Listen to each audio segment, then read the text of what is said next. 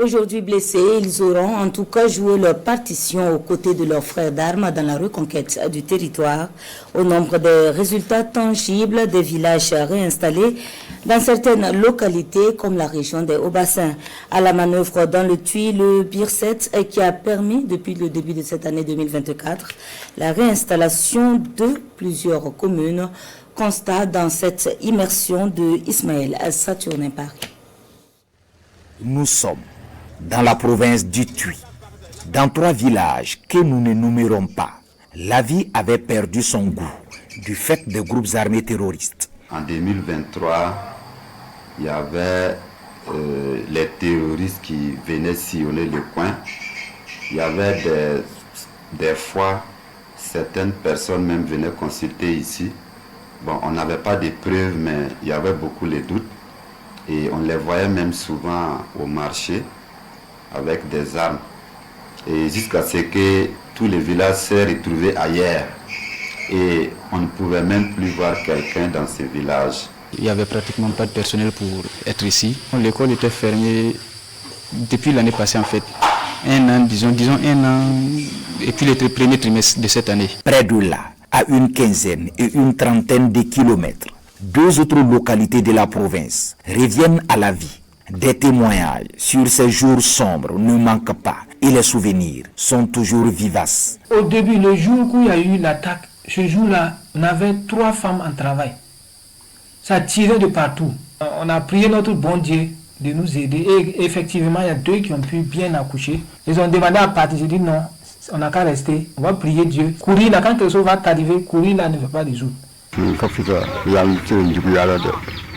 Vraiment, la vie à un certain moment ici n'était pas simple. Les terroristes sont venus nous chasser et nous avons tous fui. Ils ont mis le feu dans ma maison. Lorsqu'on est revenu, les animaux avaient déjà envahi nos récoltes. Des faits qui relèvent désormais du passé, grâce aux opérations du bataillon d'intervention rapide BIR7 en février dernier dans cette partie du pays. Résultat, des populations réinstallées qui vaquent aujourd'hui sereinement à leurs occupations. En 2024, là, franchement, on travaille en toute quiétude. Voilà, on n'a plus entendu parler de ces personnes et personne n'est venu ici pour inquiéter la population, encore moins au CSPS ici. Et les bataillons d'intervention rapide a fait un grand boulot. On sentait vraiment des gens qui se sont donnés pour que le pays reprenne sa vie d'autant. Actuellement, vraiment, nous rendons grâce à Dieu. Nous savons que le travail est vraiment fait. Voilà, les lignes ont bougé, ce qui fait que nous sommes toujours ici. Donc, nous arrivons à venir repartir sans problème. Et depuis l'opération jusqu'au jour où on n'a plus vu de lumière quelque part. Voilà. En tout cas, il y a une accalmie.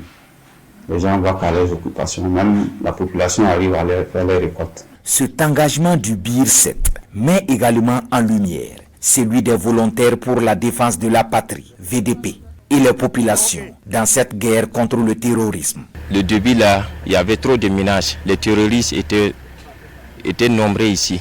Voilà. Ils passaient ici chaque fois pour nous déranger. Mais entre-temps, ils sont venus nous chasser dans le village. Et puis après la formation, on est revenu. Donc ils ont pris la défaite, ils sont repartis. Voilà, donc on est là, concentrés. Toutes les nuits, toutes les journées, il y a d'abord des VDP qui viennent voir les CSPS. La nuit, ils sont là, ils prennent la garde. Et puis on arrive à travailler comme il se doit. Cette reconquête n'exclut pas cependant le suivi. Ici, les éléments du capitaine Ouattao du BIR7 reviennent dans quelques localités reconquises. Sur le circuit, tout est scruté. Les potentielles zones dangereuses, les potentielles embuscades, les probables mines souterraines, tous les détails sont passés au peigne fin. J'encourage le chef de l'État parce qu'il y a trop de messages qu'il nous donne. Ce que nous on attend, ce qu'il dit là, il y a trop de motivation. On est fiers de lui puisque c'est grâce à lui que nous sommes en train de récupérer plusieurs endroits. Voilà, je suis content de son travail. Pour les populations, revoir encore les soldats du BIR7 dans leur localité renforce la confiance des populations qui, au passage, saluent l'engagement et la détermination du capitaine Ibrahim Traoré à s'investir dans la restauration totale du territoire national. Une mission que le BIR 7 entend remplir pleinement.